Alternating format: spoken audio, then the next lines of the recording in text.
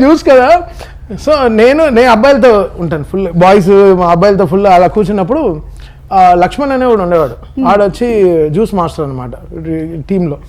ఆడు సడన్గా ఏమైంది, మంచి గ్లాస్ గాజులో పైన మూసి గాజు గ్లాస్లో మూసి ఒక మోసంబి జ్యూస్ తీసుకెళ్తున్నాడు. నాకు వాడు వెళ్తున్నాడు, చూస్తూనే ఉన్నాడు ఎక్కడికి వెళ్తున్నాడు వీడు అని. చూస్తే వెళ్ళి సిద్ధార్థ్కి ఇస్తున్నాడు.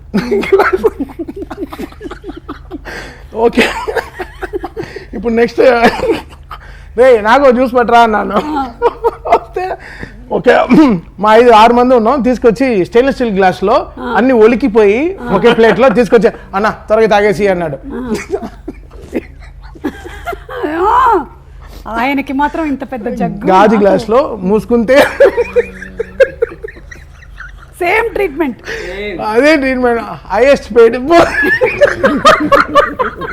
ఇప్పుడు తలుచుకుంటుంటే బాగా వస్తుంది కదా. హైయెస్ట్ పెయిడ్ లేకపోతే రత్నం గారికి చెప్తా. 10 రూపాయలు చూసా, నాకు సాఫ్ట్వేర్ అతనే తెలుగు మాట్లాడాడు అతను కూడా నాకు సెట్లో. సో ఆ 10 రూపాయలు జ్యూస్ కానీ రత్నం గారికి కంప్లైంట్ వెళ్ళేది, sir juice served in stainless steel glass. So అది శంకర్ గారికి వెళ్ళేది కంప్లైంట్స్ అంతా. చాలా సరే ఏంటి ఇంత చీపుగా కొట్టుకున్నారు. కానీ అప్పటి నుంచి ఇప్పటి వరకు ఆయన ఫేస్ లో ఎక్స్ప్రెషన్ మారలేదండి.